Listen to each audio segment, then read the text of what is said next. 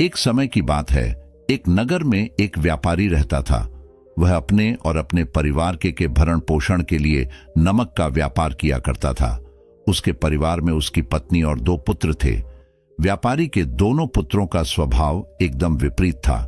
जहां एक और उसका बड़ा पुत्र बहुत ही संकोची और शर्मीले स्वभाव का था, उसे किसी से बात करने में भी बहुत शर्माती थी, वहीं उसका छोटा पुत्र बहुत ही बहिर्मुखी और खुले स्वभाव वाला व्यक्ति था।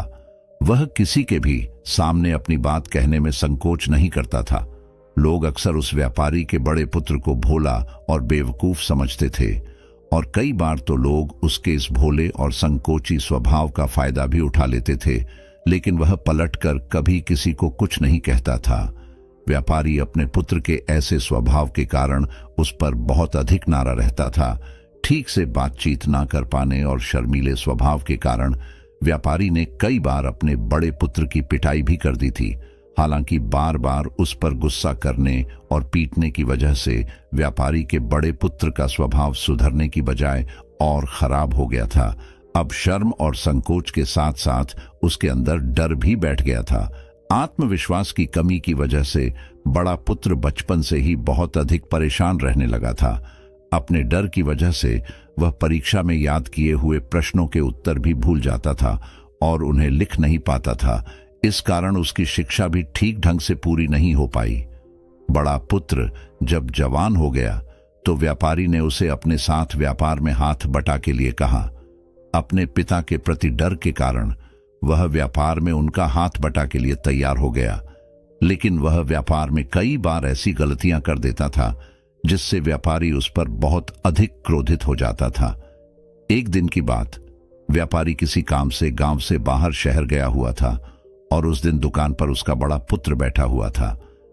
तभी कुछ लोग आए और उन्होंने बड़े पुत्र से कहा कि हमें तुम्हारे पिता ने भेजा है और उनका यह संदेश है कि इस समय दुकान में जितनी भी नमक की बोरियां रखी हुई हैं वह सब हमें दे दो। तुम्हारे पिता ने नमक की सभी बोरियों को शहर मंगवाया है। व्यापारी का पुत्र उनसे प्रश्न पूछने की हिम्मत जुटा ही रहा था कि वे दोनों आदमी दुकान के अंदर घुस गए और वहां जितनी भी नमक की बोरियां रखी हुई थी उन सबको अपनी घोड़ा गाड़ी में रखा और लेकर जाने लगे। व्यापारी के पुत्र ने उन्हें रोकने का प्रयास किया, लेकिन संकोच और डर के कारण वह उनसे कुछ कह नहीं पाया। उसने मन ही मन सोचा कि अगर मैं इन्हें नमक ले जाने से रोकता हूं तो पिताजी मुझ पर नाराज होंगे। कुछ दिनों बाद जब व्यापारी शहर से वापस आया तो दुकान को खाली देखकर उसने अपने पुत्र से पूछा, नमक की बोरियां कहां गई? ये दुकान इतना खाली खाली क्यों है? तब बड़े पुत्र ने सहमी हुई आवाज में कहा, कुछ लोग दुकान पर आए थे और उन्होंने मुझसे कहा कि आपने नमक की सारी बोरियों को शहर मंगवाया है, और फिर वह दुकान की सारी बोरियों को निकाल कर लेकर चले गए। ये सुनते ही व्यापारी बहुत गुस्सा हो गया और अपना सिर पीट लिया। उसने पुत्र को दुकान से धक्का देकर बाहर निकालते हुए कहा, मंदबुद्धि, तू मूर्ख का मूर्ख ही रह जाएगा। वे लोग तुझे बेवकूफ बनाकर सारा सामान लूट ले गए। तूने मेरा बहुत भारी नुकसान करवा दिया है। अब यहां से चला जा और घर वापस मत आना। अगर तू घर वापस आया तो मैं मार मार कर तेरी खाल उधेड़ लूंगा। व्यापारी का पुत्र इस घटना से बहुत दुखी हुआ। एक बार फिर उसके संकोची स्वभाव की वजह से उसके पिता उस पर और अधिक नाराज हो गए थे और साथ ही व्यापार में इतना भारी नुकसान हो गया था। उस समय नगर के कई लोग व्यापारी के पुत्र पर हंस रहे थे और उसका मजाक उड़ा रहे थे, जिससे उसे खुद पर बहुत अधिक शर्मिंदगी महसूस हो रही थी। यही वह समय था जब उसने मान लिया कि अब उसका कुछ नहीं हो सकता। वह हमेशा मूर्ख का मूर्ख ही रह जाएगा और इस समाज में रह रहे लोगों के साथ कदम से कदम मिलाकर कभी नहीं चल पाएगा। यही सब सोचता हुआ व्यापारी का पुत्र नगर से बाहर आ गया और एक नदी के किनारे बैठकर खूब रोया। गहरे पानी को देखकर उसके मन में विचार आया कि अब उसके जिंदा रहने का कोई फायदा नहीं है। उसने निश्चय कर लिया कि आज इस नदी में डूबकर वह खुद को समाप्त कर लेगा। नदी के किनारे के पास आया और ईश्वर से कह रहा था, हे भगवान, आपने मुझे ऐसा क्यों बनाया? लोग मेरा मजाक उड़ते हैं, लोग मेरी हंसी उड़ाते हैं। जब मैं इस दुनिया में अपने मन की बात रख नहीं सकता, मैं किसी से कुछ कह ही नहीं सकता, तो फिर मैं इस जीवन को जीकर क्या करूंगा। जब भी मैं किसी से कुछ कहने की कोशिश करता हूं तो लोग मेरा मजाक बनाते, मेरी हंसी उड़ते हैं, यहां तक कि वह मुझसे कुछ भीख कर चले जाते हैं और मैं उनका जवाब नहीं दे पाता। ऐसा जीवन जीकर मुझे क्या मिलेगा। असफल जीवन जीने से अच्छा है कि वह खुद को समाप्त कर ले, इसीलिए मैं तेरे पास आ रहा हूं। इतना कहकर वह युवक नदी में कूद गया तो उसी नदी में एक बौद्ध भिक्षु स्नान कर रहे थे। बौद्ध भिक्षु ने उसे बचा लिया और नदी से निकालकर बाहर ले आए। व्यापारी का पुत्र बौद्ध भिक्षु पर नाराज होने लगा और कहने लगा कि आपने मुझे क्यों बचाया, मैं इस असफल जीवन को जीना नहीं चाहता। बौद्ध भिक्षु ने उसे समझाते हुए कहा कि जीवन एक ही बार मिला है और अगर तुम जीवित ही नहीं रहोगे तो असफलता को खत्म करके सफल कैसे बनोगे। तब व्यापारी के पुत्र ने कहा कि मेरे जीवन में बहुत अधिक समस्याएं हैं और यह समस्याएं मेरे शर्मीले और संकोची स्वभाव की वजह से हैं। मैंने अपने डर और संकोच की वजह से अपने पिता का भारी नुकसान करवा दिया है। मैं एक अच्छा पुत्र नहीं हूं। अपने भयभीत स्वभाव के कारण मैं ठीक से शिक्षा भी ग्रहण नहीं कर सका। सारे नगरवासी मुझे मूर्ख समझते हैं। क्या किसी मूर्ख को इस दुनिया में जीने का अधिकार है। तब वह बौद्ध भिक्षुक ने कहा कि तुम्हारे इस प्रश्न का उत्तर तो मेरे गुरु ही देंगे। चलो, मैं तुम्हें अपने गुरु के पास ले चलता हूं। व्यापारी के पुत्र ने कहा, वह किसी से बात नहीं करना चाहता, आज वह अपना जीवन समाप्त करके ही मानेगा। किंतु बौद्ध भिक्षु के बार बार समझाने पर वह उनके साथ चलने और उनके गुरु से मिलने को तैयार हो गया। बौद्ध भिक्षु व्यापारी के पुत्र को आश्रम की ओर लेकर गए। वहां पर व्यापारी के पुत्र ने देखा कि एक महात्मा पेड़ के नीचे ध्यानमग्न अवस्था में बैठे हुए हैं। तभी बौद्ध भिक्षु ने उन महात्मा की ओर इशारा करते हुए कहा, यह हमारे गुरु गौतम बुद्ध हैं। दोनों ने गौतम बुद्ध को प्रणाम किया। बुद्ध ने उत्तर में एक मुस्कुराहट के साथ अपना हाथ उठा दिया। वह नौजवान वहीं पर बैठ गया और बुद्ध को देखकर जोर जोर से रोने लगा। गौतम बुद्ध ने उससे रोने का कारण पूछा। तब उसने कहा कि अब आप ही मेरी आखिरी उम्मीद है।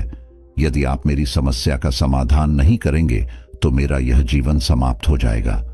गौतम बुद्ध ने व्यापारी के पुत्र से उसकी समस्या बताने को कहा। तब उसने बताया कि किस प्रकार वह बचपन से ही शर्मीले और मुखी स्वभाव का है। इस कारण लोग उसे मूर्ख समझ लेते हैं और उसके पिता भी उससे नफरत करने लगे हैं। तब गौतम बुद्ध ने युवक को शांत कराते हुए कहा कि मेरे पास तुम्हारी समस्या का समाधान है, जिसके बाद तुम्हारा जीवन बहुत ही आसान हो सकता है। युवक ने खुश होते हुए पूछा, क्या सच में ऐसा हो सकता है। आप बहुत ही महान व्यक्तित्व प्रतीत होते हैं। आपके तो कई शिष्य भी हैं। हे महात्मा, मैं भी आपका शिष्य बनना चाहता हूं। क्या आप मुझे अपने शिष्य के रूप में स्वीकार करेंगे। गौतम बुद्ध ने कहा कि हां, अवश्य। उस युवक ने कहा, ठीक है गुरुदेव, अब आप मुझे वह उपाय बताइए जिससे कि मेरा जीवन बदल जाए। गौतम बुद्ध ने कहा, लेकिन उससे पहले तुम्हें मेरे कुछ महत्वपूर्ण कार्य करने होंगे। अगर तुम मेरे यह कार्य कर दो तब मैं तुम्हें कुछ ऐसे उपाय बताऊंगा जिससे तुम्हारे जीवन में सब कुछ ठीक हो जाएगा और तुम्हारे पिता भी तुमसे प्रसन्न रहेंगे। गौतम बुद्ध ने आगे कहा, आज से ठीक 3 दिन बाद मैं तुम्हें ऐसे उपाय बताऊंगा जिससे तुम्हारा जीवन पूरी तरह से बदल जाएगा, लेकिन इन 3 दिनों तक तुम्हें मेरे सभी कार्य कर होंगे। मैं जैसा जैसा कहूंगा, अगर तुम ठीक वैसा ही कार्य करने में सफल रहे तो 3 दिन बाद तुम्हारा जीवन बदल जाएगा। तुम्हारा पहला दिन कल से शुरू होगा। अभी जाओ और जाकर आश्रम में ही आराम करो। अगले दिन की सुबह होते ही व्यापारी का पुत्र गौतम बुद्ध के पास पहुंचा और बोला, हे गुरुदेव, मुझे पहले दिन का कार्य बताइए। तो गौतम बुद्ध ने कहा कि आज तुम्हें 20 अजनबी व्यक्तियों से बातचीत करनी है और उनका हाल जानना है। इसका लेखा जोखा शाम तक लेकर आ जाना। व्यापारी के पुत्र को अंदर से बहुत डर महसूस हुआ, लेकिन उसने गौतम बुद्ध को हां कह दिया। फिर वह निकल पड़ता है। 20 अजनबी लोगों से बातचीत करने शुरू में तो उसे बहुत अधिक संकोच लग रहा था। कई लोग तो उसे डांट कर भगा भी देते थे, लेकिन उसके सामने अपना जीवन बदलने का यही एकमात्र उपाय था। आखिरकार कोशिश करते हुए उसने 20 अजनबी लोगों के नाम और उनके व्यापार का लेखा जोखा प्राप्त कर लिया। शाम होने पर जब वह गौतम बुद्ध के पास पहुंचा तो खुश होते हुए उसने गौतम बुद्ध को बताया कि आज का कार्य उसने सही ढंग से पूरा कर लिया है। यहां तक कि कुछ लोग तो उसके मित्र भी बन गए हैं। दूसरे दिन की सुबह होते ही फिर वह नौजवान गौतम बुद्ध के समक्ष पहुंचा। तब गौतम बुद्ध ने कहा, आज का कार्य है कि तुम आश्रम में रहे 100 शिष्यों को संबोधित करते हुए उन्हें जल के उपयोग के विषय में पढ़ाओ। गौतम बुद्ध की यह बात सुनकर व्यापारी का पुत्र हक्का बक्का रह गया।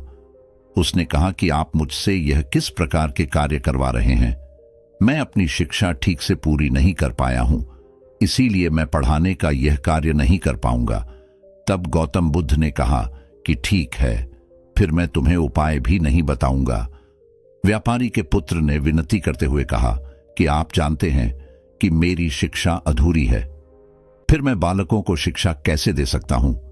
गौतम बुद्ध ने हल्की सी मुस्कान भरते हुए कहा कि यहां सिर्फ मैं जानता हूं कि तुम्हारी शिक्षा अधूरी है, वे बालक नहीं जानते।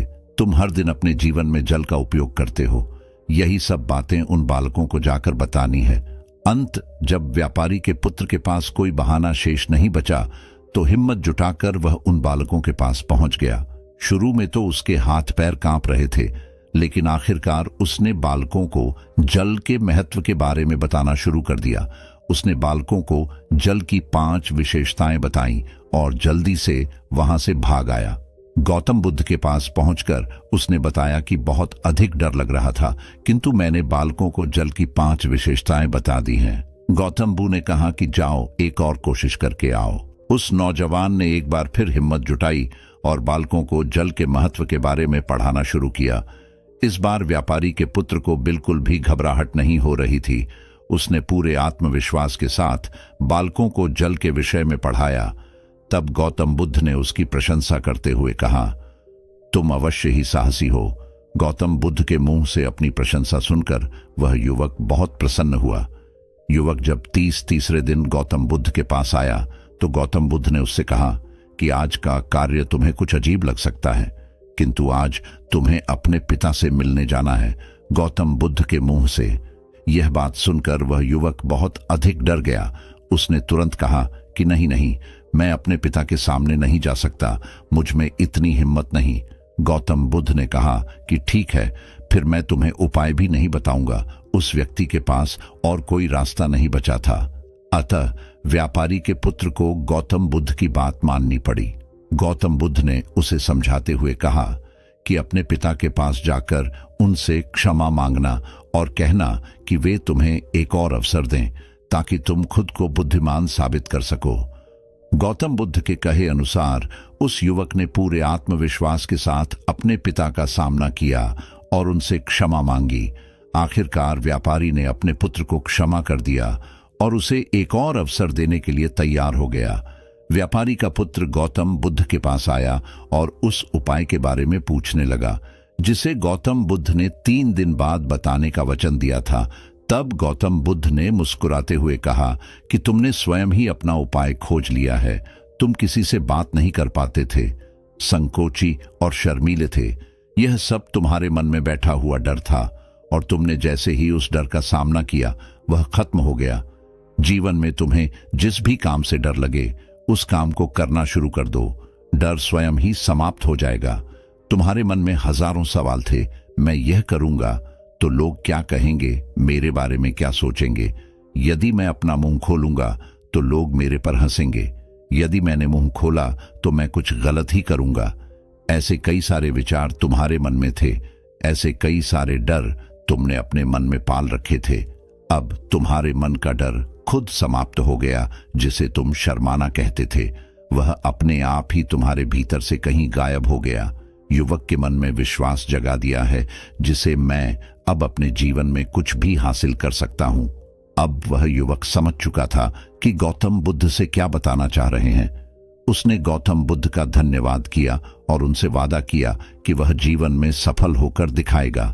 दोस्तों, मुझे उम्मीद है कि आपको यह वीडियो पसंद आई होगी और वीडियो में यहां तक बने रहने के लिए आपका बहुत बहुत धन्यवाद। नमो बुद्धाय। नमस्कार मित्रों। एक बार की बात है, महात्मा बुद्ध एक गांव से होकर गुजर रहे थे। उस गांव में एक तालाब था। महात्मा बुद्ध और उनके सभी शिष्य तालाब के पास रुके।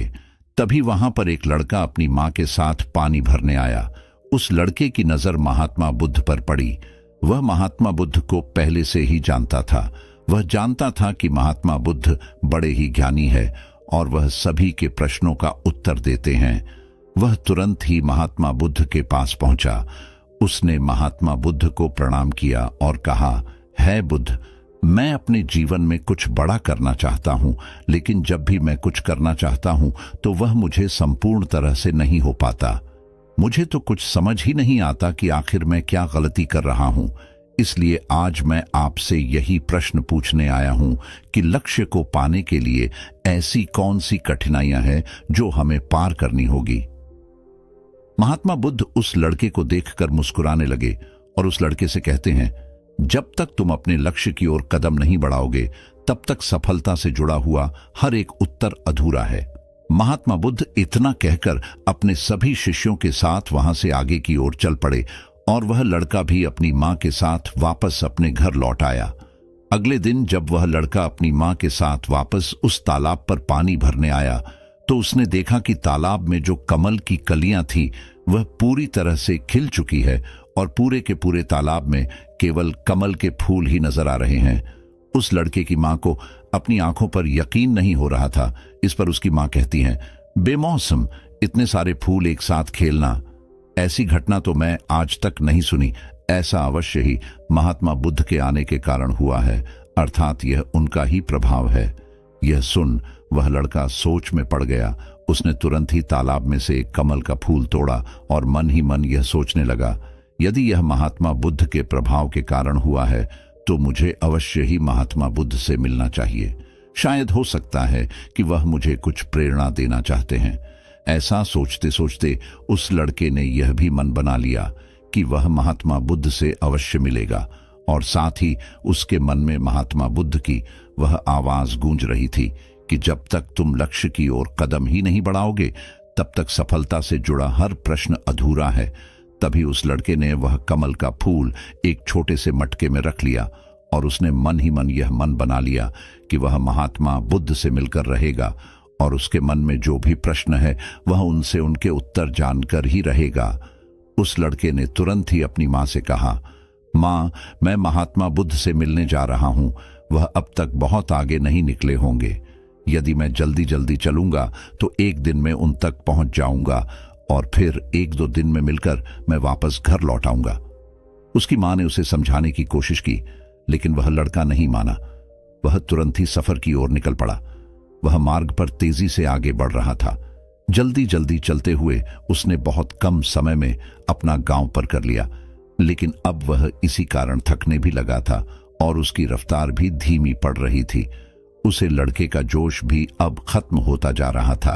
धीरे धीरे चलते चलते वह जंगल के रास्ते पर पहुंचा और जंगल को देखकर उसके मन में एक डर उत्पन्न हुआ। उसने सोचा कि मैंने आज तक कभी जंगल पार नहीं किया है और इस जंगल में तो कई जंगली जानवर भी हैं। यदि मैं रास्ता भटक गया तो मैं महात्मा बुद्ध तक कभी नहीं पहुंच पाऊंगा और यदि मैं किसी गलत रास्ते पर चला गया तो मुझे कम से कम 2 दिन और लगेंगे महात्मा बुद्ध तक पहुंचने के लिए, और यदि वह मुझसे बहुत आगे निकल गए होंगे तो मुझे बाकी रास्ते भी पता नहीं चल पाएंगे और फिर मैं उनसे कभी नहीं मिल पाऊंगा। वह लड़का इसी सोच में पड़ा हुआ था। तभी उसने देखा कि इसी रास्ते से एक घुड़सवार आ रहा था। लड़के ने उस घुड़सवार से कहा, भाई, मुझे जंगल पार करवा दीजिए। मुझे महात्मा बुद्ध से मिलना है। मुझे यह कमल उन्हें देना है। क्या आप मुझे जंगल पार करवा सकते हैं? इस पर वह घुड़सवार कहता है, बेटा देखो, मैं तुम्हें ले तो नहीं जा पाऊंगा, लेकिन मैं तुम्हारी मदद जरूर कर सकता हूं। यदि तुम चाहो तो यह कमल वाला मटका मुझे दे दो, मैं इसे महात्मा बुद्ध तक पहुंचा दूंगा। उस घुड़सवार की यह बात सुनकर वह लड़का एक बार फिर से सोच विचार में पड़ गया और सोचने लगा, यदि मैं पैदल जाऊंगा तो मुझे बहुत समय लग जाएगा और पता नहीं मैं महात्मा बुद्ध तक पहुंच भी पाऊंगा या नहीं। अगर मैं यह कमल वाला मटका घुड़सवार को दे देता हूं तो यह घुड़सवार घोड़े से बहुत जल्दी महात्मा बुद्ध तक पहुंच जाएगा और उन्हें यह कमल जरूर दे देगा। इससे मेरा काम भी आसान हो जाएगा और मेरा काम बहुत जल्दी महात्मा बुद्ध तक पहुंच जाएगा और उन्हें यह कमल जरूर दे देगा। इससे मेरा काम भी आसान हो जाएगा और मेरा काम बहुत जल्द पूरा भी हो जाएगा। काफी कुछ सोच विचार करने के बाद उसने तय किया कि वह यह कमल का फूल उस घुड़सवार को दे देगा। यह सोचकर उस मटके को उस घुड़सवार को थमाने ही वाला था कि तभी उसे याद आया इस कमल के पीछे उसका क्या उद्देश्य है, उसे किस मकसद से इस कमल को महात्मा बुद्ध के पास ले जा रहा है। तभी उस लड़के के मन में एक और विचार उत्पन्न हुआ, यदि मैं इस कमल को लेकर महात्मा बुद्ध तक नहीं पहुंचा तो फिर मेरा जो प्रश्न है मैं उनके उत्तर कैसे जान पाऊंगा। और हो सकता है कि मुझे मेरे जीवन में बस यह एक ही मौका मिला है जिससे मैं महात्मा बुद्ध से मिल सकता हूं और अपने सभी प्रश्नों के उत्तर पा सकता हूं। हो सकता है कि दोबारा मुझे यह अवसर न मिले, इसलिए मैं यह मटका नहीं दूंगा, मैं इसे स्वयं ही महात्मा बुद्ध तक पहुंचाऊंगा। काफी कुछ सोच विचार करने के बाद उसने घुड़सवार से कहा, देखिए, यह मटका तो मैं खुद ही उन तक ले जाना चाहता हूं, क्योंकि मेरा उनसे मिलना बहुत जरूरी है। मेरे मन में कई प्रश्न हैं जो मैं उनसे जानना चाहता हूं, इसलिए यह फूल मैं ही उन्हें दूंगा। इसलिए कृपया करके मुझे जंगल से बाहर निकलने का रास्ता बता दीजिए, मैं स्वयं ही चला जाऊंगा। इस पर उस घुड़सवार ने उस लड़के को जंगल से बाहर जाने का रास्ता बता दिया और वह उस मार्ग पर आगे की ओर बढ़ता चला। वह जल्दी जल्दी मार्ग में आगे बढ़ रहा था और देखते ही देखते शाम का वक्त भी होने को आया था।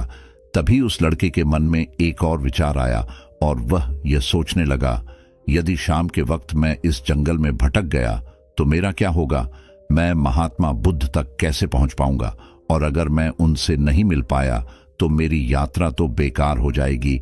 इससे तो अच्छा होता कि मैं उसे घुड़सवार को ही यह मटका दे जाता, वह उसे महात्मा बुद्ध तक अवश्य पहुंचा देता। मुझे तो घर लौट जाना चाहिए था, यही मेरे लिए बेहतर होता। इस प्रकार के उस लड़के के मन में तरह तरह के विचार उत्पन्न हो रहे थे। ऐसा होगा तो क्या होगा, वैसा होगा तो क्या होगा, यदि मैं भटक गया तो क्या होगा। तभी उस लड़के ने उस कमल की ओर देखा। उसे कमल से ही उसे महात्मा बुद्ध की याद आई। महात्मा बुद्ध के चेहरे पर वह असीम शांति थी। उसे महात्मा बुद्ध की वह मुस्कान याद आई। तभी उसके मन में एक और विचार उत्पन्न हुआ, जिनके आने से हमारे तालाब में अनेकों फूल खिल गए, जिसके साथ होने से हमारे मन को प्रेरणा मिलती है, जिनके चेहरे पर वह असीम शांति है, जिसे मिलकर मेरा मन शांत हो जाता है। यदि मैं उनसे मिल पाऊं तो मुझे कितना कुछ सीखने को मिलेगा। ऐसा सोचते ही उसके मन में एक बार फिर से महात्मा बुद्ध से मिलने की प्रेरणा जाग उठी और वह निश्चिंत होकर अपने मार्ग में आगे की ओर बढ़ता चला जा रहा था। काफी दूर आगे चलने के बाद जंगल खत्म होने लगा। तब उसने महसूस किया कि जब वह अपने इस यात्रा का उद्देश्य याद करता है, जब यह याद करता है कि वह महात्मा बुद्ध से क्यों मिलना चाहता है, तब तब उसकी राह की मुश्किलें कम होने लगती हैं। और यही वास्तविकता है, यही हम सभी के साथ होता है। फिर चाहे वह कोई छात्र हो या व्यापारी, जब जब इंसान खुद पर शक करता है, खुद पर संदेह करता है, तब तब वह रुकावटें बड़ा रूप ले लेती है। और जब हम अपने लक्ष्य को याद रखते हैं, अर्थात अपना उद्देश्य याद रखते हैं, तब वह रुकावटें हमारे सामने छोटी पड़ जाती है और हम उसे आसानी से पार करके अपने लक्ष्य की ओर चलते हैं। इस पर उस लड़के ने महसूस किया कि उसे अपना लक्ष्य याद रखना है, उसे अपना उद्देश्य याद रखना है और छोटे छोटे कदमों से आगे की ओर बढ़ते जाना है। इसके बाद उस लड़के ने सारी चिंताएं छोड़ दी। वह केवल सफर पर आगे की ओर बढ़ता जा रहा था, लेकिन इस बीच वह चलते चलते काफी थक चुका था और जैसे ही उसने जंगल पार किया, तभी जंगल के ऊपर उसे एक छोटी सी कुटिया नजर आई। वहां पर एक सुंदर स्त्री रहती थी। लड़का काफी थक चुका था और उसे बहुत जोरों की प्यास लगी थी। वह लड़का उस कुटिया में गया। वहां पर उस स्त्री से उसने पानी मांगा। इस बार उस स्त्री ने उस लड़के को पानी पिलाया। तभी वह स्त्री उस लड़के से कहती है, आखिर तुम महात्मा बुद्ध से क्यों मिलना चाहते हो? इस पर वह लड़का कहता है, मेरे मन में कुछ प्रश्न है और मैं उन प्रश्नों को उत्तर जानना चाहता हूं और मेरे पास केवल यह एक ही अवसर है, इसलिए मुझे उनसे मिलना ही है। वह लड़का उसी तरह से बातें कर ही रहा था। उधर दूसरी तरफ उस स्त्री के मन में उस लड़के के प्रति प्रेम जाग रहा था। वह उस लड़के को पसंद करने लगी थी। वह लड़की उस लड़के को रोकना चाहती थी। वह उससे कहती है, आज की रात तुम यहीं रुक जाओ, वैसे भी शाम होने को है और बहुत जल्द रात भी हो जाएगी। ऐसे में तुम कहां जाओगे? इससे अच्छा है कि आज तुम यहीं पर रुक जाओ। आज हमारे बगल में ही शादी है, वहां पर नाच गाना होगा, खाना पीना होगा, बहुत मजा आएगा, इसलिए आज रात तुम यहीं पर रुक जाओ। उस स्त्री के मुख से यह सब सुनकर वह लड़का यह समझ चुका था कि यह स्त्री मुझे बहुत पसंद करती है और वह बहुत भी सुंदर भी है। उसकी सुंदरता को निहारते हुए वह लड़का मन ही मन सोच रहा था कि यदि मैं इससे दोस्ती कर लूं तो मेरा जीवन तो संवर जाएगा, मुझे जीवन का मजा आ जाएगा, और वैसे भी आज रात तक तो मैं महात्मा बुद्ध से मिल भी नहीं पाऊंगा, तो क्यों ना मैं यहीं पर रुक जाऊं। तभी उस लड़के ने जवाब देते हुए कहा, मैं कुछ देर में सोचकर बताता हूं। लड़का इस विषय पर सोच ही रहा था कि तभी उसके मन में एक बार फिर से महात्मा बुद्ध की वह बात याद आ गई और उसे यह एहसास हुआ कि मैं इतनी दूर से यहां पर क्यों आया हूं। उसने मन ही मन खुद से प्रश्न किया, क्या मैं यहां पर इतनी दूर इस लड़की से मिलने के लिए ही आया था? नहीं नहीं, यह मेरी मित्र नहीं बन सकती। क्या भरोसा आज को इसका मन मुझ पर आया है और कल को किसी और पर आ गया तो मैं क्या करूंगा। उस लड़के ने तुरंत ही उस कमल की ओर देखा। तभी उसे उसका उद्देश्य याद आ गया और उसने तुरंत ही यह निर्णय लिया कि वह आगे की ओर बढ़ेगा। उसने उस लड़की को साफ साफ मना कर दिया और अपने मार्ग की ओर आगे बढ़ चला। जब वह आगे की ओर जा रहा था तभी उसे अपने इस निर्णय पर अफसोस हो रहा था। उसे ऐसा लग रहा था यदि उसे महात्मा बुद्ध ना मिले तो उसके हाथ से यह स्त्री भी चली जाएगी। इस बात का उसे बहुत मलाल था, लेकिन वह धीरे धीरे मार्ग में आगे बढ़ता गया। कुछ दूर आगे जाने के बाद जब उसका मन शांत हुआ तब उसे इस बात का एहसास हुआ, यदि वह उसे स्त्री के पास रुक जाता तो वहां अपने इस उद्देश्य को कभी पूरा नहीं कर पाता और उसकी यह यात्रा बेकार हो जाती, उसकी इतनी मेहनत व्यर्थ हो जाती। और तब उसे एक और चीज का एहसास हुआ कि जो भी व्यक्ति या फिर वस्तु हमें अपने उद्देश्य से भटकाने का प्रयास करे, हमें उससे तुरंत ही दूर हो जाना चाहिए। हमें अपना उद्देश्य याद रखना चाहिए कि हमने यह सफर क्यों शुरू किया था और हम अपनी मंजिल पर क्यों पहुंचाना चाहते हैं। वह लड़का यह सब सोच विचार कर आगे की ओर बढ़ता जा रहा था। रात्रि का वक्त होने वाला था और वह लड़का तेजी से अपने मार्ग में आगे की ओर बढ़ता जा रहा था। तभी उसे मार्ग में एक बुजुर्ग व्यक्ति मिले। उसने उस बुजुर्ग व्यक्ति से पूछा, बाबा बाबा, मैं महात्मा बुद्ध से मिलना चाहता हूं और पिछले गांव में मुझे किसी ने बताया कि वह इसी मार्ग से आगे की ओर बढ़े थे। क्या आप मुझे बता सकते हैं कि वह किस तरफ गए हैं? इस पर वह बुजुर्ग व्यक्ति उस लड़के से कहते हैं, बेटा, तुमसे कोई गलती हो गई है, तुम्हें कोई गलत फहमी हुई है। यहां से कोई भी आर्षि मुनि नहीं गए हैं। हो सकता है कि रास्ते में कोई और मोड़ हो जिस पर तुम्हारा ध्यान ना गया हो। वह आर्षि मुनि उसी रास्ते से गए होंगे। यह सुन वह लड़का घबरा गया। अभी कुछ ही घंटा पहले तो मैंने उस बस्ती को पार किया था। यदि मैं वापस गया तो मैं बहुत पीछे हो जाऊंगा और अब तो अंधेरा भी होने को है। मेरे पास ना तो कोई रहने का साधन है और ना ही खाने पीने का। मेरी तो पूरी यात्रा बेकार होगी। मुझे तो यह लग रहा था कि मैं महात्मा बुद्ध से अवश्य मिलेगा, लेकिन अब लगता है कि यह मुमकिन नहीं है। मैं उनसे नहीं मिल पाऊंगा। इस प्रकार के कई विचार और उस लड़के के मन में उमड़ने लगे। वह लड़का खुद पर संदेह करने लगा। जैसे ही उसके मन में इस प्रकार के विचार उत्पन्न हुए तो मानो उसके पैरों में किसी ने बेड़ियां डाल दी हो। वह बार बार केवल एक ही बात सोच रहा था कि आखिर वह मुझे क्यों नहीं दिखाई दिया। मैं बार बार एक ही गलती क्यों करता हूं? मुझसे इतनी बड़ी गलती कैसे हो गई? यह सोचकर वह लड़का सर पड़कर वहीं पर बैठ गया। कुछ देर तक तो उसे कुछ भी समझ नहीं आ रहा था। तभी उसे उसकी माँ की बात याद आई। उसकी माँ ने उस लड़के से कहा था, बेटा, हर गलती में सीख छुपी होती है जो हमारे जीवन को और भी बेहतर बनाती है। यह बात उसे याद आते ही उसका मन शांत होने लगा और देखते ही देखते उसकी मन पूरी तरह से शांत हो चुका था और वह लड़का बार बार अपने मन में अब एक ही बात दोहरा रहा था कि हर गलती में सीख छुपी हुई होती है और हमें वह और बेहतर बनाने आती है। उसने अपनी गलती को स्वीकार किया और वह कहने लगा, हाँ, मुझसे गलती हुई है। मैं जल्दबाजी में बिना सोचे समझे बस मार्ग में आगे की ओर बढ़ता जा रहा था। जैसे जैसे लोगों ने कहा, मैं उसी तरह से आगे की ओर बढ़ता चला गया। उसकी गलती स्वीकारते ही उसका मन पूरी तरह से शांत हो गया। उसकी निराशा अब आशा में बदल चुकी थी। वह एक पेड़ के नीचे बैठा हुआ था। तभी उसने देखा कि कुछ जानवर नदी से पानी पी रहे थे।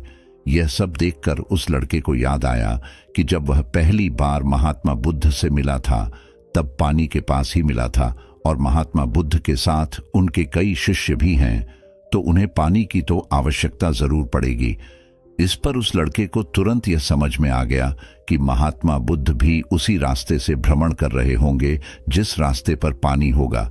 तभी उसने सोच विचार कर यह तय किया कि वापस जाने से अच्छा है क्यों ना मैं इस नदी के किनारे आगे की ओर बढ़ता रहूं। ऐसा सोचते ही उसने तुरंत ही रास्ता बदल दिया और वह नदी के रास्ते आगे बढ़ने लगा। जैसे जैसे वह आगे बढ़ता जा रहा था उसका मन और भी हल्का होता जा रहा था, उसका मन और भी शांत होता जा रहा था। तब उसने अनुभव किया कि जब मन बहुत शांत होता है तो हमारा मन बहुत हल्का हो जाता है और जल्दबाजी नहीं करता और ना ही किसी में या खुद में कोई कमी निकलता है। हमारी बुद्धि पहले से बेहतर काम करने लग जाती है। तब उस लड़के ने इस बात का अनुभव किया कि खुद से शिकायत करना एक बहुत बड़ी कमी है जो हमें दुख की ओर ले जाती है। ऐसे ही चलते चलते लड़के के मन में विचार आया, यदि मैं अपने गांव में ही रुक जाता तो यह सारे अनुभव मैं कभी प्राप्त नहीं कर पाता। ऐसा सोचते सोचते वह मार्ग में आगे की ओर बढ़ रहा था। तभी उसे महात्मा बुद्ध के कुछ शिष्य नजर आए और उन्हें देखकर वह लड़का बहुत खुश हुआ और वह अपने मार्ग में तेजी से और भी आगे बढ़ने लगा और आखिरकार लगातार 2 दिनों का सफर तय करने के बाद वह महात्मा बुद्ध के पास पहुंचा। वह तुरंत ही महात्मा बुद्ध के पास पहुंचा। उसने महात्मा बुद्ध को प्रणाम किया और उन्हें वह कमल का फूल भेंट कर दिया। इससे पहले वह लड़का कुछ कहता तभी महात्मा बुद्ध ने कहा, बहुत सुंदर, यह कमल पूरी तरह से खिल चुका है। 2 दिन पहले ही तुमने मुझसे पूछा था कि लक्ष्य को पूरा करने के लिए इंसान को कौन सी कठिनाइयों पार करना पड़ता है, लेकिन 2 दिनों बाद तुमने बहुत सारे अनुभव प्राप्त कर लिए। तुम्हारा यह धैर्य, यह मुस्कान देखकर लगता है कि तुमने इस यात्रा में बहुत कुछ सीख लिया है। इस पर उस लड़के ने यात्रा में घटित हुई हर एक बात महात्मा बुद्ध को बता दी। तभी महात्मा बुद्ध ने उस लड़के से कहा, तुम्हारे मन में जो भी प्रश्न है मैं उनके जवाब तो तुम्हें जरूर दूंगा। आगे महात्मा बुद्ध कहते हैं, बिना कोशिश के हर चीज अधूरी है। जब इंसान किसी लक्ष्य के लिए उस रास्ते पर चलता है तो सबसे पहले वहां अपने अनुभव से ही सीखता है और जब धीरे धीरे उसका विवेक जागृत होने लगता है, उसकी बुद्धि काम करने लगती है, तब दूसरे के अनुभव और दूसरों की गलतियों से भी सीखने लगता है। जीवन में यदि सफल होना है, किसी लक्ष्य को प्राप्त करना है, तो सफलता का रहस्य सीखने से पहले हमें उस रास्ते पर चलना पड़ता है। महात्मा बुद्ध आगे कहते हैं, किसी भी लक्ष्य को प्राप्त करने के लिए उस रास्ते में हमें 3 बाधाएं आती है और इनका निवारण करने के बाद ही हम अपने लक्ष्य तक पहुंच पाते हैं। और तुमने भी यह 3 बातें सीख ली। पहले अपने उद्देश्य को पहचानो और उसके प्रति समर्पण करो। जैसे कि तुम यह कमल का फूल मुंह तक पहुंचाना चाह रहे थे और तुम्हारा उद्देश्य भी यही था।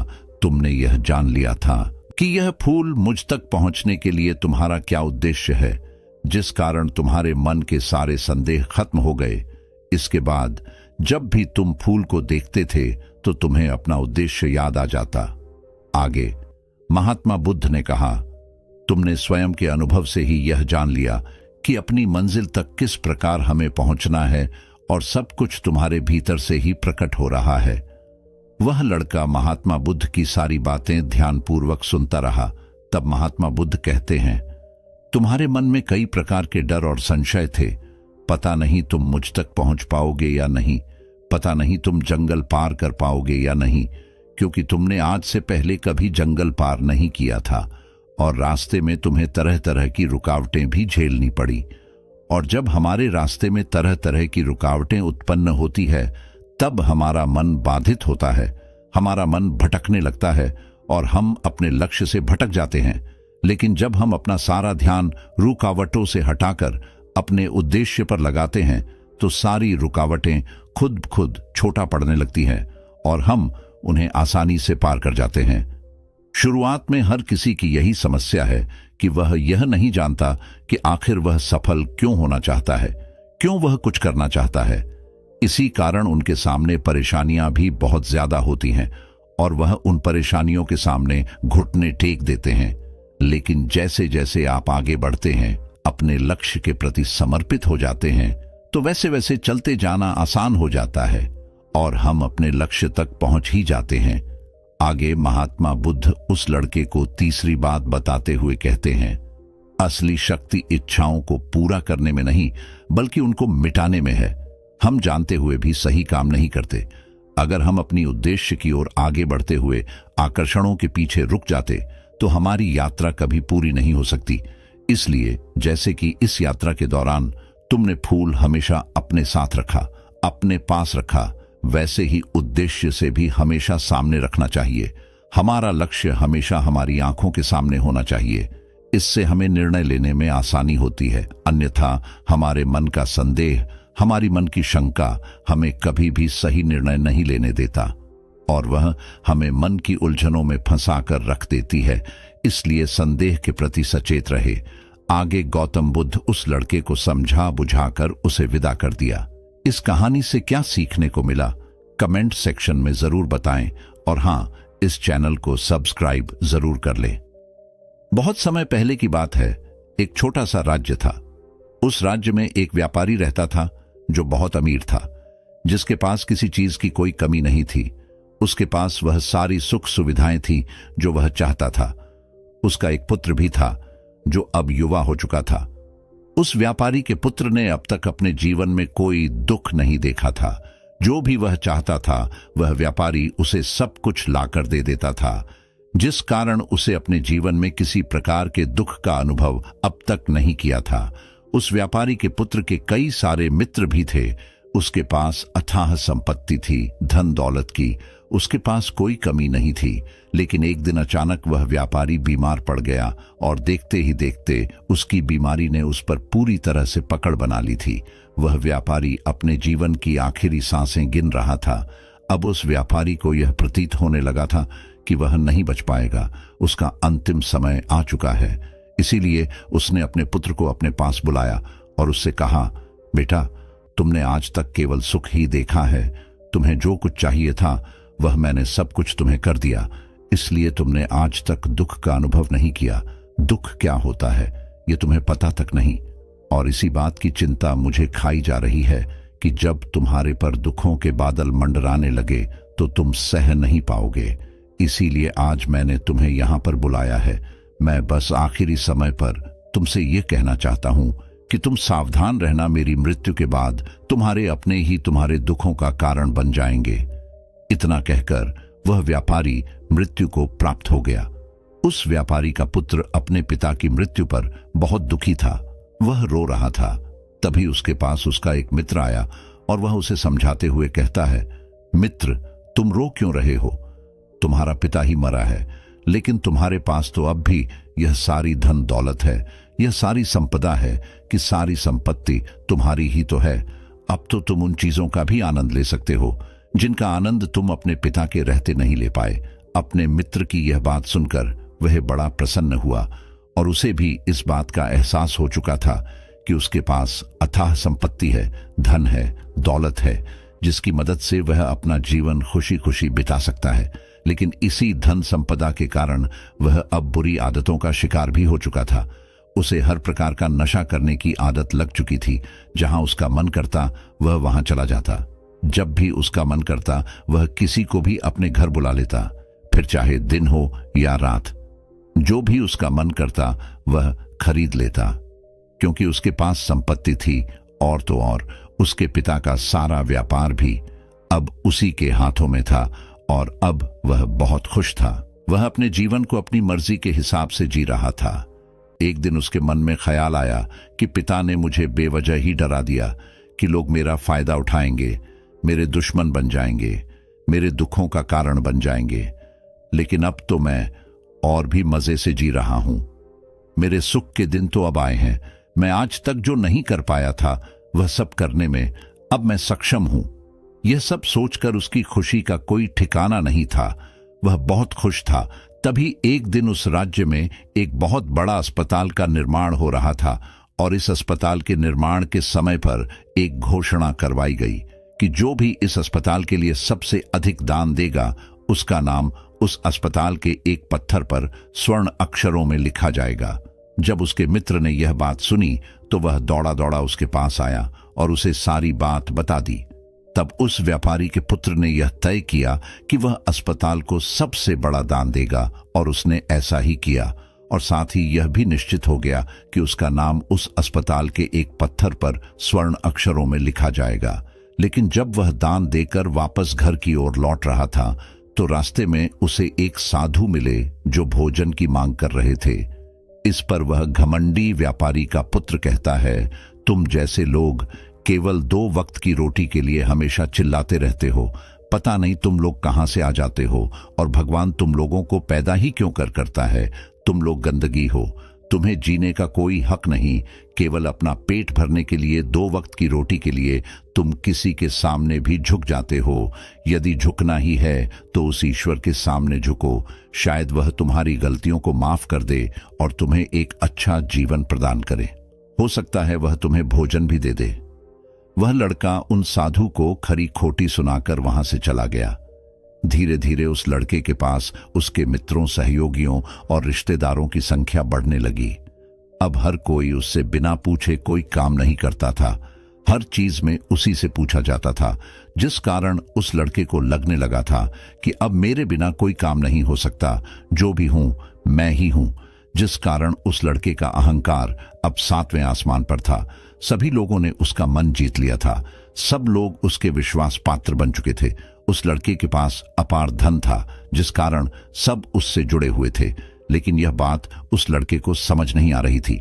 सभी लोग विश्वास के नाम पर अब उस लड़के से धन उधार लेने लगे थे और वह भी खुशी खुशी लोगों को धन उधार में दे दिया करता है। जो कोई उसे धन उधार लेने आता वह जितना मांगता वह उससे ज्यादा ही उन्हें दिया करता, क्योंकि वह सभी की नजरों में अपने आप को साबित करना चाहता था। वह अपने आप को महान दिखाना चाहता था। लेकिन धीरे धीरे उसकी बुरी आदतों के कारण अब उसका व्यापार चौपट होने लगा था। देखते ही देखते एक दिन व्यापार में उसे बहुत बड़ा घाटा हुआ। उसका पूरा व्यापार कर्ज में डूब गया। अब वह बहुत परेशान हो चुका था, बहुत चिंतित हो चुका था। उसे यह समझ नहीं आ रहा था कि आखिर यह सब क्या हुआ। मेरे पास तो कुछ समय पहले अपार धन था और आज मेरे ऊपर बहुत बड़ा कर्जा है जिसे मुझे चुकाना ही होगा। तभी उसे उधार दिया हुआ धन याद आया जो उसने अपने मित्रों और सहयोगियों को दिया था, अपने रिश्तेदारों को दिया था।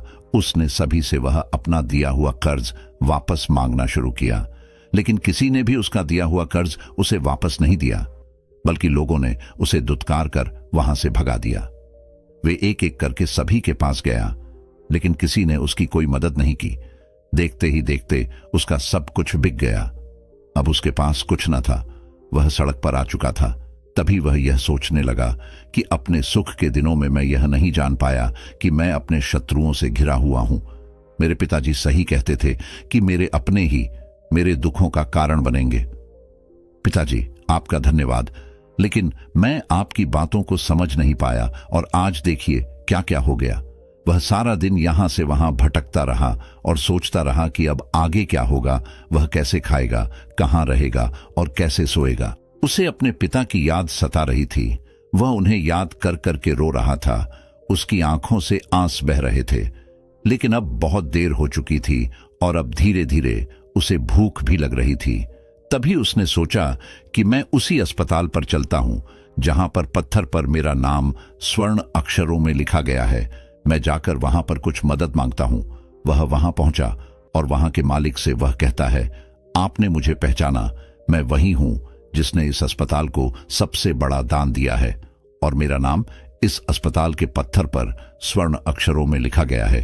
हालांकि इस समय मेरी हालत कुछ खराब है और मेरे पास खाने के लिए भी कुछ नहीं है। क्या आप मुझे कुछ भोजन दे सकते हैं? मैं भूखा हूं, मुझे बहुत जोरों की भूख लगी है। मेरे अपनों ने मुझे धोखा दे दिया है। क्या आप मुझे कुछ भोजन दे सकते हैं? तभी मालिक कहता है, भिखारियों को भोजन इस अस्पताल के बाहर दिया जाता है। अस्पताल के अंदर नहीं जाओ और जाकर बाहर बैठ जाओ। और रही बात तुम्हारे नाम की, तो भिखारियों का नाम अस्पताल के पत्थर पर स्वर्ण अक्षरों में नहीं लिखा जाता। मालिक ने तुरंत ही उस लड़के का नाम अस्पताल के उस पत्थर पर से हटवा दिया और फिर एक बार घोषणा करवा दी कि अस्पताल को जो सबसे बड़ा दान देगा उसका नाम इस अस्पताल के पत्थर पर स्वर्ण अक्षरों में लिखा जाएगा। यह सब देखकर वह लड़का बड़ा हैरान था, बड़ा अचरज में था। वह मन ही मन रो रहा था और सोच रहा था कि जीवन कितना दुखदाई है, जीवन बहुत छोटा है। अब मैंने जान लिया कि पत्थर पर लिखा हुआ नाम भी मिटाया जा सकता है, और यदि पत्थर पर लिखा हुआ नाम मिटाया जा सकता है तो इस जीवन का क्या मोल। यह जीवन भी कभी भी समाप्त हो सकता है। उस लड़के को जोरों की भूख लगी थी। वह अस्पताल के बाहर जाकर एक कोने में बैठ गया। लोग आते रहे और भिखारी को कुछ ना कुछ दान देते रहे, लेकिन वह लड़का, उसकी हिम्मत ही नहीं हो रही थी कि वह भीख मांग सके, और ना ही वह उन भिखारियों में बैठना चाहता था। देखते ही देखते दोपहर से रात का समय हो चुका था, लेकिन अब तक उसे कुछ भी ना मिला था। लेकिन उसकी भूख बढ़ती चली जा रही थी और उसे जोरों की भूख लगी थी।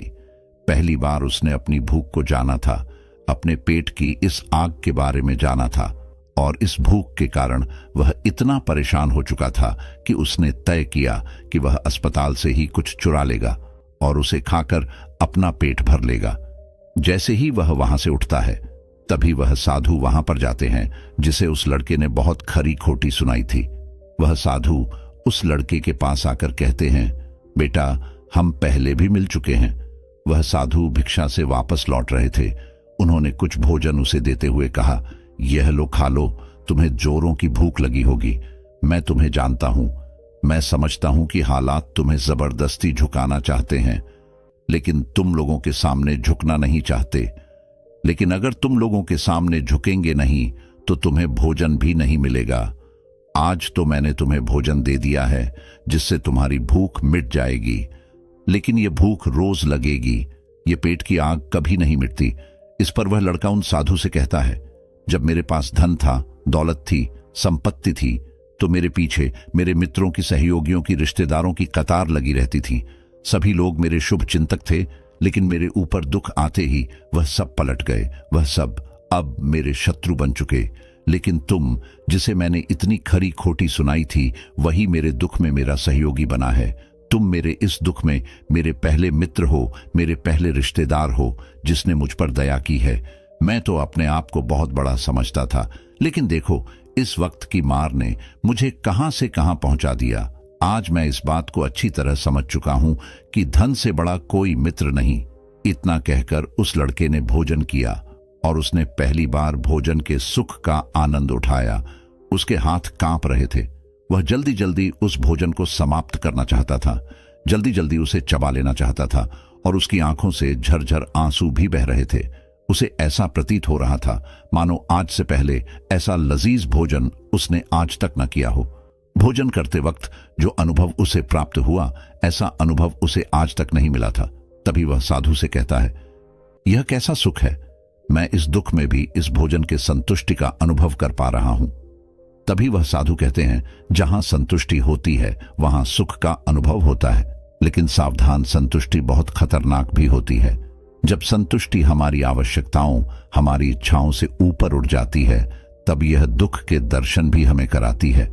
आज जो भोजन तुम कर रहे हो, ऐसा भोजन यदि तुम्हें पहले प्राप्त होता तो तुम इसे छूते तक नहीं, लेकिन आज इसी भोजन को करके तुम्हें संतुष्टि मिल रही है। लेकिन जब तुम्हारे पास धन था, दौलत थी, तब तुमने इससे भी अच्छा भोजन किया होगा, लेकिन तब तुम्हें संतुष्टि नहीं मिली होगी, वह सुख प्राप्त नहीं हुआ होगा जो तुम आज अनुभव कर रहे हो।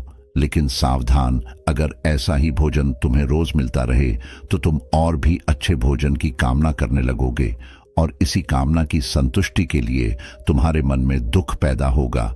और जब तुम अपने मन की इस कामना की संतुष्टि कर दोगे तो तुम्हें सुख भी प्राप्त होगा, लेकिन यह सुख आएगा और चला जाएगा। और जब तुम्हारे जीवन में इसी प्रकार के भोजन हमेशा आते रहेंगे और जाते रहेंगे तो तुम किसी और कामना, किसी और इच्छा की ओर आगे बढ़ने लगोगे। तब तुम किसी और इच्छा की पूर्ति करना चाहोगे, तुम किसी और इच्छा की संतुष्टि करना चाहोगे। और जब वह इच्छा पूरी नहीं होगी, जब तुम्हें संतुष्टि नहीं मिलेगी, तो तुम्हें दुख होगा, तकलीफ होगी, पीड़ा होगी, और यह श्रृंखला ऐसे ही आगे बढ़ती चली जाएगी। लेकिन जब तुम्हारे पास धन था, दौलत थी, तब तुमने इससे भी अच्छा भोजन किया होगा, लेकिन तब तुम्हें संतुष्टि नहीं मिली होगी। वह सुख प्राप्त नहीं हुआ होगा जो तुम आज अनुभव कर रहे हो। लेकिन सावधान, अगर ऐसा ही भोजन तुम्हें रोज मिलता रहे तो तुम और भी अच्छे भोजन की कामना करने लगोगे, और इसी कामना की संतुष्टि के लिए तुम्हारे मन में दुख पैदा होगा। और जब तुम अपने मन की इस कामना की संतुष्टि कर दोगे तो तुम्हें सुख भी प्राप्त होगा, लेकिन यह सुख आएगा और चला जाएगा। और जब तुम्हारे जीवन में इसी प्रकार के भोजन हमेशा आते रहेंगे और जाते रहेंगे तो तुम किसी और कामना, किसी और इच्छा की ओर आगे बढ़ने लगोगे। तब तुम किसी और इच्छा की पूर्ति करना चाहोगे, तुम किसी और इच्छा की संतुष्टि करना चाहोगे। और जब वह इच्छा पूरी नहीं होगी, जब तुम्हें संतुष्टि नहीं मिलेगी, तो तुम्हें दुख होगा, तकलीफ होगी, पीड़ा होगी, और यह श्रृंखला ऐसे ही आगे बढ़ती चली जाएगी। तुम हमेशा सुख के पीछे भागोगे, लेकिन दुख तुम्हारे पीछे यूं ही भागता रहेगा। तुम सुख को पकड़ना चाहोगे तो तुम्हें पकड़ना चाहेगा। इसी प्रकार यह प्रक्रिया यूं ही निरंतर चलती रहेगी। तभी साधु अपने थैले में से एक सोने की थैली निकालकर उस लड़के के हाथ पर रख देता है। तभी वह लड़का उस साधु से कहता है, हे महाराज, आपके पास इतना धन कहां से आया? आप तो एक वैरागी हैं। तभी वह साधु उस लड़के से कहता है कि यह धन तुम्हारा ही है। उस दिन जब तुम मुझे खरी खोटी सुनाकर अपने घर की ओर आगे बढ़ रहे थे, तभी तुम्हारी जेब से यह सोने के सिक्कों से भरा हुआ थैला नीचे गिर पड़ा और मैंने इसे उठाकर अपने पास रख लिया, यह सोचकर कि जब तुम मुझे मिलोगी तब मैं इसे तुम्हें लौटा दूंगा। लेकिन उस दिन के बाद से आज तुम मुझे मिले हो, इसलिए मैं तुम्हें इसे लौटा रहा हूं, ले लो, यह तुम्हारा ही है। इस पर वह लड़का कहता है, हे महाराज, इसी धन के लिए तो मुझे मेरे मित्रों ने, मेरे सहयोगियों ने, यहां तक कि मेरे रिश्तेदारों ने भी मुझे धोखा दिया, लेकिन आप वह पहले शख्स हैं जो मुझे यह धन लौटा रहे हैं। और वहीं पर जो मैंने धन, जो कर्ज मैंने अपने मित्रों, अपने सहयोगी, अपने रिश्तेदारों को दिया था, अपने बुरे समय पर जब मैंने उनसे मांगा तो उन सभी ने वह धन देने से मुझे मना कर दिया। कईयों ने तो मुझे खरी खोटी सुनाकर अपने घर से धक्का देकर निकाल दिया। लेकिन आप महाराज वह पहले शख्स हैं जिन्होंने मेरे इस बुरे समय पर मेरा साथ दिया है, मेरा धन मुझे वापस लौटाया है। मैं आपकी सहायता के लिए आपका आभारी हूं। मैं इस धन से अपना व्यापार फिर से शुरू करूंगा और इस व्यापार को नई ऊंचाइयों तक ले जाऊंगा। तभी वह साधु उस लड़के से कहते हैं, हमें कोई दुख नहीं देता, बल्कि दुख के कारण तो हम स्वयं ही होते हैं। हम स्वयं ही खुद को धोखा देते हैं। सुख में हम भ्रमित रहते हैं, हमें यह पता नहीं चलता कि हम सही कर रहे हैं या गलत। और इसी प्रकार हम एक माया जाल में फंसते चले जाते हैं, क्योंकि सुख में हम अपनी आंखें बंद करके बस उस सुख का आनंद लेते हैं और हम किसी चीज की तरफ ध्यान नहीं देना चाहते। हम नहीं जानना चाहते कि जीवन मीठा है तो कड़वा भी है, सच है तो झूठा भी है। सुख में हम केवल अपने अहंकार को बढ़ावा देते हैं। अहंकार व्यक्ति को गलत रास्ते पर ले जाता है और उसे विनाश की ओर धकेल है, व्यक्ति को अंधा बना देता है। इसी के विपरीत अगर हम देखें तो विनम्रता एक ऐसा गुण है जो व्यक्ति को सफलता की ओर ले जाता है। यह उसे दूसरों से सीखने में मदद करता है और उसे अपनी कमियों को स्वीकार करने की शक्ति देता है। अहंकार का त्याग कर विनम्रता को अपनाना ही सफलता और खुशी का मार्ग है। विनम्रता हमें अपनी कमियों को स्वीकार करने और उनमें सुधार करने की शक्ति देती है। यह हमें दूसरों से सीखने और उनके अनुभवों से लाभ उठाने के लिए प्रेरित करता है। विनम्र व्यक्ति दूसरों का सम्मान करता है और उनके विचारों को महत्व देता है, जिससे वह एक अच्छा मित्र और सहयोगी बन जाता है और वह कभी भी किसी को नीचा नहीं दिखाता है। इसलिए अहंकार से बचना चाहिए और अपने अंदर विनम्रता का भाव रखना चाहिए। अहंकार और विनम्रता के बीच का अंतर एक कहानी के माध्यम से समझा जा सकता है। तभी इस पर वह लड़का कहता है, आप ठीक कहते हैं। जब मेरे पास धन दौलत थी, संपत्ति थी, तब मैं अंधा हो चुका था। मैं किसी चीज पर ध्यान नहीं देता था। मैंने उसे अपने इन दोनों हाथों से लुटाया है और आज जब वह मेरे पास नहीं है तब मुझे उसके जाने का एहसास हो रहा है। और अब जबकि मैं इन दुखों से जूझ रहा हूं, तब जाकर मेरी आंखें खुली हैं। विनम्रता हमें अपनी कमियों को स्वीकार करने और उनमें सुधार करने की शक्ति देती है। यह हमें दूसरों से सीखने और उनके अनुभवों से लाभ उठाने के लिए प्रेरित करता है। विनम्र व्यक्ति दूसरों का सम्मान करता है और उनके विचारों को महत्व देता है, जिससे वह एक अच्छा मित्र और सहयोगी बन जाता है और वह कभी भी किसी को नीचा नहीं दिखाता है। इसलिए अहंकार से बचना चाहिए और अपने अंदर विनम्रता का भाव रखना चाहिए। अहंकार और विनम्रता के बीच का अंतर तुम्हारी कहानी के माध्यम से समझा जा सकता है। तभी इस पर वह लड़का कहता है, आप ठीक कहते हैं। जब मेरे पास धन दौलत थी, संपत्ति थी, तब मैं अंधा हो चुका था। मैं किसी चीज पर ध्यान नहीं देता था। मैंने उसे अपने इन दोनों हाथों से लुटाया है और आज जब वह मेरे पास नहीं है, तब मुझे उसके जाने का एहसास हो रहा है। और अब जब कि मैं इन दुखों से जूझ रहा हूं, तब जाकर मेरी आंखें खुली हैं। तभी मैं यह भी जान पाया कि कौन मेरे साथ है और कौन मेरे खिलाफ। और यह जो ज्ञान दुख द्वारा मुझे प्राप्त हुआ है, ये ज्ञान मैं हमेशा अपने साथ रखूंगा। अपने सुख में भी अब से अपनी आंखें खुली रखूंगा। इस कहानी से हमें यह सबक मिलता है कि अहंकार हमें विनाश की ओर ले जाता है, जबकि विनम्रता हमें सफलता और खुशी की ओर ले जाती है।